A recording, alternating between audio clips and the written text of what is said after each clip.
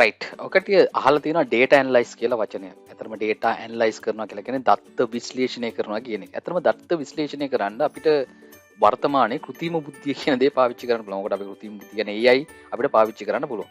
ඇත්තටම මේ දත්ත විශ්ලේෂණය කරනවා කියලා කියන්නේ අපි ගාව තියෙන දත්ත අපි යම්කිසි විදියකට ඒක පරීක්ෂා කරලා ඒකේ හැසිරවීම, ඒකේ තියෙන ප්‍රවණතා, දත්වල රටා, ඒ වගේ දේවල් අඳුරගන්න එක තමයි අපි ඇත්තටම දත්ත විශ්ලේෂණය කරනවා කියලා එකකින් අපි බලාපොරොත්තු වෙන්නේ.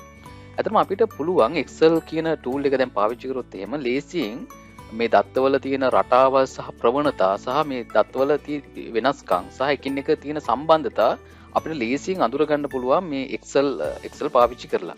ඇත්තටම ඔකට පේනවා ඇති මගේ Excel ෆයිල් එකක්. ඇත්තට මේ Excel ෆයිල් එකේ තියෙන්නේ මගේ ෂීට් එකක් තියෙනවා. මගේ මේ ෂීට් එක ගත්තොත් එimhe employee කියලා මම නම දාලා තියෙන්නේ.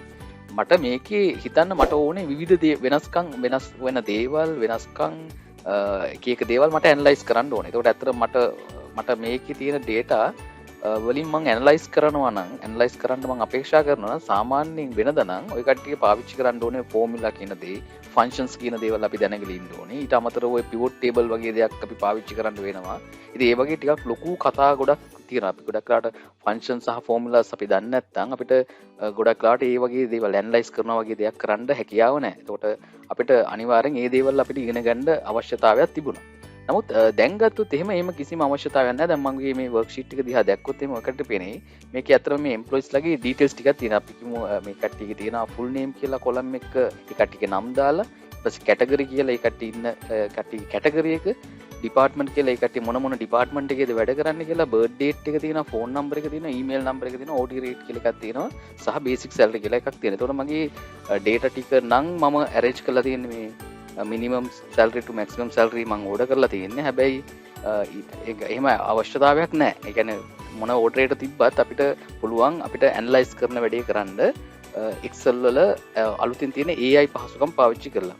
ඇත්තටම Excel වල තියෙනවා දැන් අපි home tab එකට ගියොත් එහෙම එන්න මෙතන තියෙනවා analyze data කියලා ඔප්ෂන් එකක් දීලා. ඇත්තටම මම ඒක කරන්න කලින් මම මේ වැඩක් කරන්න මම මේ data ටික මම highlight කරගන්නම්. මොකද මගේ මේ data වලින් තමයි මට මේ ඇනලයිස් එක කරගන්න ඕනේ කියලා අදහස දෙන්න මම ඒක highlight කරගත්තා.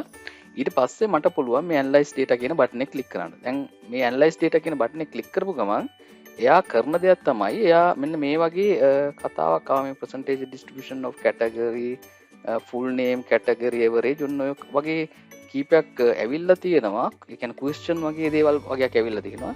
එතන ඇතුළේ තියෙන ask a question about your data. ඒ කියන්නේ data වලින් යම් කිසි ප්‍රශ්නයක් අපිට ඇනලයිස් කරන්න ඕන කතාව අපිට මෙතන ටයිප් කරන්න පුළුවන්. මම ඒක කරන්න කලින් අපි පොඩ්ඩක් පහළට ගියොත් එහෙම මෙතන පෙන්වන අමුතු මේක ඇත්තටම pivot table එකක් කියන එක තමයි මේ අතන පෙන්වන්නේ. මේ අතට senior manager, manager, assistant manager ඔන්න වගේ නම් ටික දාලා මේ අතට columns හැටියට දාලා තියෙනවා department නම් ටික වෙනස් department නම් ටික දාපු pivot table එකක් එයා හදලා දීලා තියෙනවා. ඊට අමතරව පහළ ගත්තොත් එහෙම අමුත් තව ඇතම ග්‍රාෆ් එකක් තියෙනවා. ඊට පහළ ගත්තොත් ඒ තව ඔය වගේ එකක් තියෙනවා. ඒ කියන්නේ දැන් මගේ data ටික ඇත්තට මෙයා අඳුරගෙන තියෙන්නේ.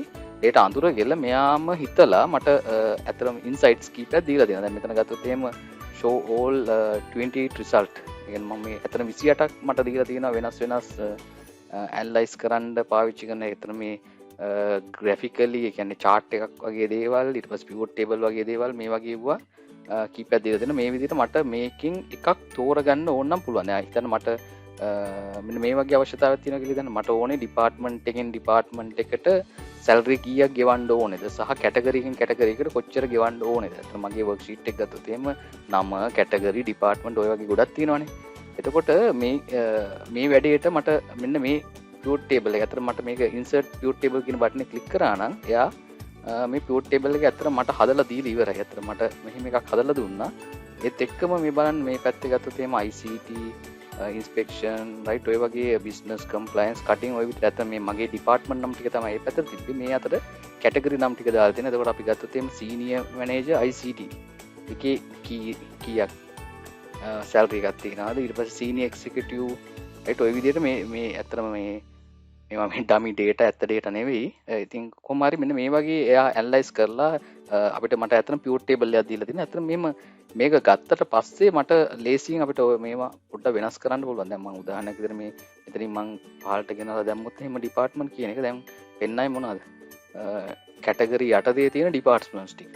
ඉතින් ওই විදිහට අපිට ලේසියෙන් මේ පියොට් ටේබල් දන්නවා. මම මේ වීඩියෝ එකක් තව දාලා තියෙනවා පියොට් ටේබල් ගැන වෙනම වීඩියෝ එකක්. ඒ වීඩියෝ එක බලන්න පියොට් ටේබල් කියන්නේ මොකද්ද, කොහොමද ඒක පාවිච්චි කරන්න කියලා.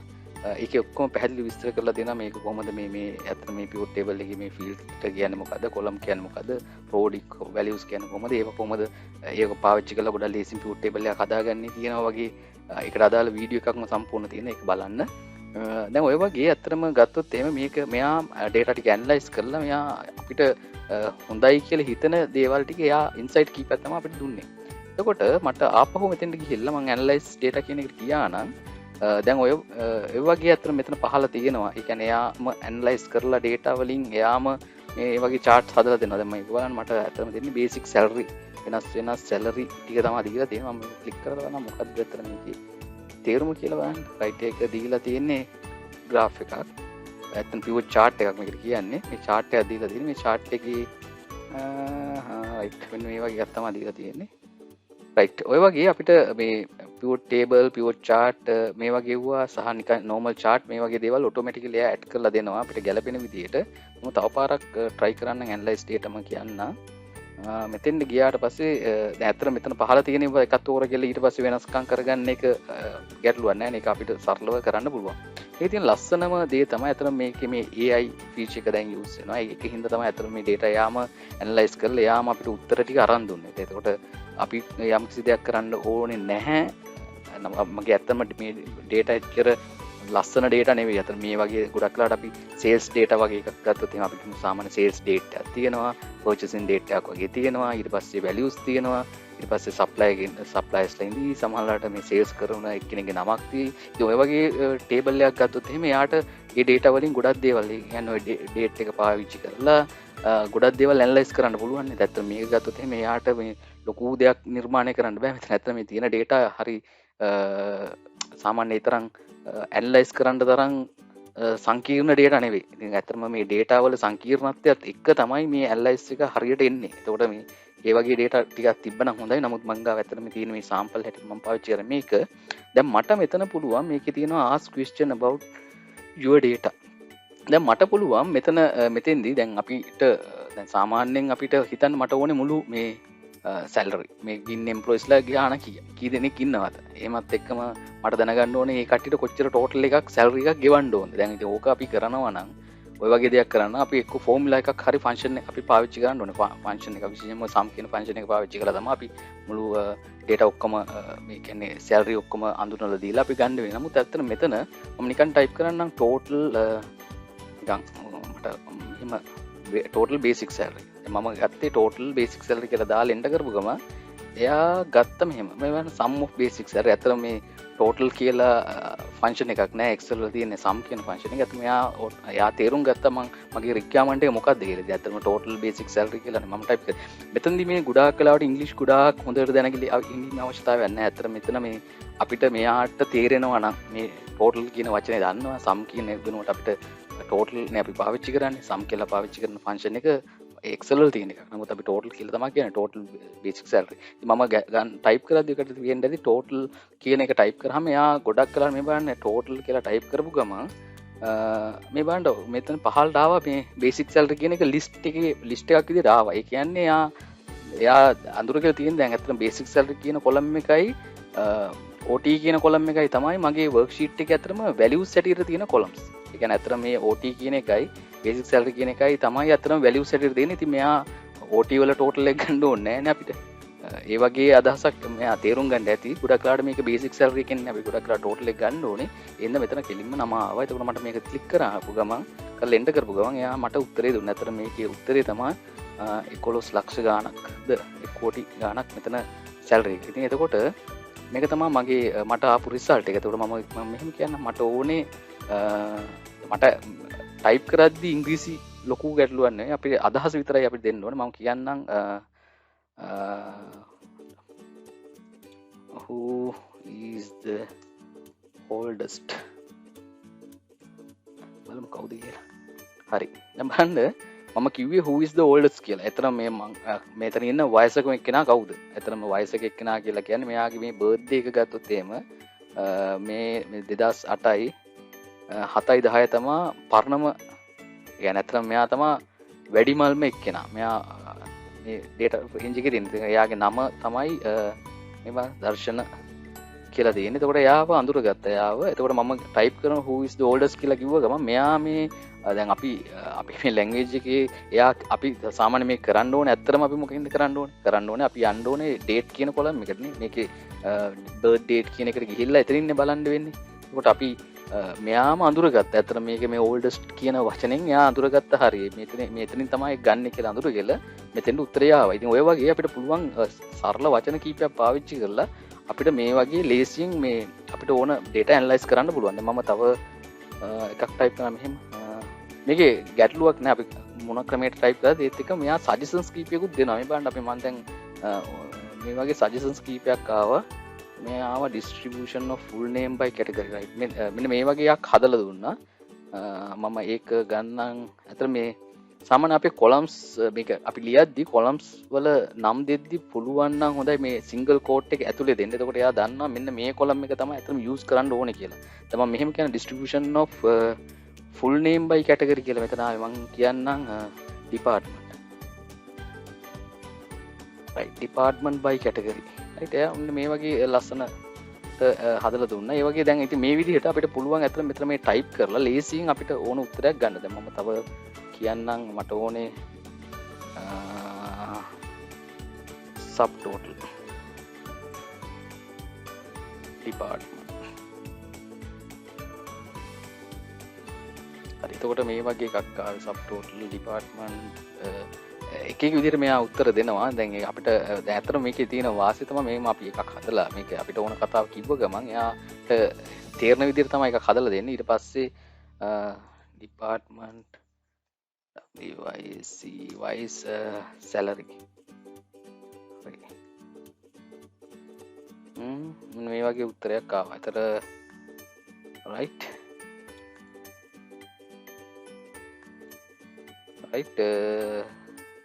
ඔය විදිහට මෙයා ඇත්තටම මේ මෙතන අපි ටයිප් කරන එක මට ඕනේ ඇත්තටම හිතන්න මට ඕනේ number of employees number of EMP එතම EMP කියලා ටයිප් කරාම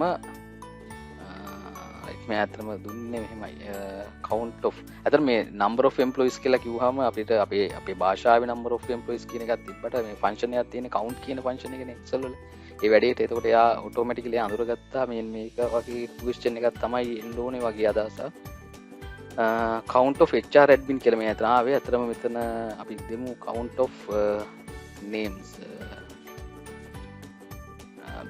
මේක අතරම තියෙනවා මෙන්න මෙහෙම එකක් නේ තියෙන full name නේද මම දෙන්නවා full name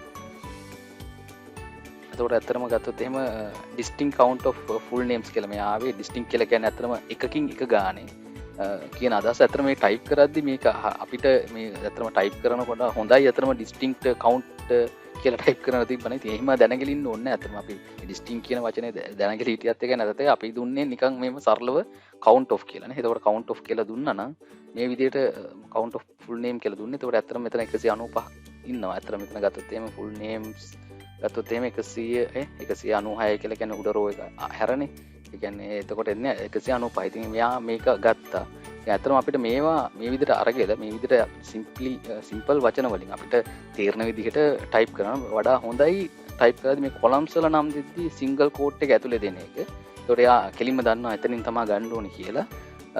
එහෙම නැහැ. එහෙම දුන්නත් එකයි නැතත් එකයි. අතරම එහෙම දීමේ ලොකු අවශ්‍යතාවයක් නැහැ. මේ විදිහට අපි ටයිප් කරලා ගන්න පුළුවන්. එතක මේ ඉන්සර්ට් කියලා කිව්වනම් මෙයා අතන පිවොට් ටේබල් එකක් විතර තමයි මේක ඇඩ් වෙන්නේ. ඊට පස්සේ අතන මෙතන මෙහෙම ක්ලික් කරලා right pivot table හරි එතන අතන මෙතන ගත්තන sum is ඒ වගේ ෆන්ක්ෂන් කීපයක් එකතු කරලා තමයි මෙතන මේ අරන් තියෙන්නේ. සමහර ගොඩක් වෙලාවට මෙයා අතරම දෙන්නේ මේ සජෙෂන්ස් ඇටියට අතරම එයා දෙන්නේ ගොඩක් වෙලාවට pivot table එක. ඒකට මේ pivot table එකක් ගත්තට පස්සේ මෙතන තියෙන features වෙනස් කරලා අපිට ලේසියෙන් අපිට මේක අපිට අවශ්‍ය විදිහට data ටික arrange කරගෙන අපිට ඕන format එකකට සහ ඕන output එක එන විදිහට අපිට මේවා වෙනස් කරගන්න ලේසියෙන් පුළුවන්. එහෙම නැත්නම් එමම අවශ්‍ය නැහැ. ඉතින් එයා ගොඩක් වෙලාවට එයාම ඇනලයිස් කරලා දෙනවා. ඉතින් මේ විදිහට අපිට පුළුවන් data analyzing කියන වැඩේ අතරම ඩේටා වල තියෙන ට්‍රෙන්ඩ්ස් අඳුරගන්න, ඒ කියන්නේ වෙනස්කම්, ඉස්සරහට වෙන්න තියෙන දේවල්, ප්‍රෙඩික්ෂන්ස් වගේ දේවල් අපිට ගොඩක් වෙලාවට මේකෙන් අඳුරගන්න පුළුවන්. ඉතින් ඒක කරන්න අපිට ලේසිම වැඩේ තමයි ඉස්සරෝම ඇත්තටම කරන්න ඕනේ Excel ෆයිල් එක වඩා හොඳයි. මේක ඇත්තටම පුළුවන් නම් මේක highlight කරලා insert එකට ගිහිල්ලා මේක table එකක් බවට පත් කරගන්න. මේ table එකක් බවට පත් කරනකොට අපිට අහනවා නමක් දෙන්න අහනවා. එතකොට ඒ නමක් දෙන්න. ඊට පස්සේ first row එක heading හැටියට ගන්නද කියලා අහනවා. yes කරන්න. එහෙම කියලා මේක table එකක් බවට පත් කරගන්න. එතකොට මෙයාට මේ කාර්යක්ෂමතාවය වැඩි. එතකොට අපි සාමාන්‍යයෙන් නිකන් අපි ගත්තොත් එහෙනම් අපි ඒවට කියන්නේ table worksheet එකක් කියලා නේද? අපි සාමාන්‍ය worksheet එකක වැඩ කරනවට වැඩිය ෂීට් එකක අපි ගොඩක් වෙලාවට මේ headings හැටියට අපි දෙන්නේ පළවෙනි row එක ගොඩක් වෙලාවට ඔය බෝල් කරලා ඒ වගේ පොඩි වෙනසක් කරාට එයාට ඒක අඳුරගන්න බෑ. ඇත්තටම මේ heading එකක් හැටියට සමහර ලාවට.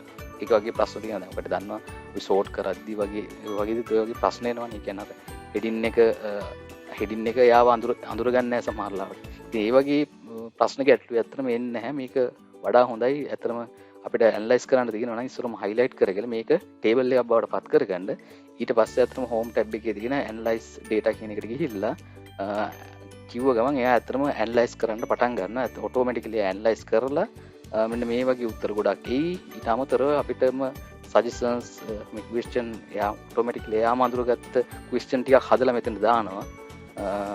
right මේක sort department by average ඔය වගේ ගොඩක් වෙනස්කම් ගොඩක් වෙලාවට අපිට suggest කරනවා එයාම ඒවා පාවිච්චි කරන්න පුළුවන්. ඉතින් ඊට අමතරව අපිට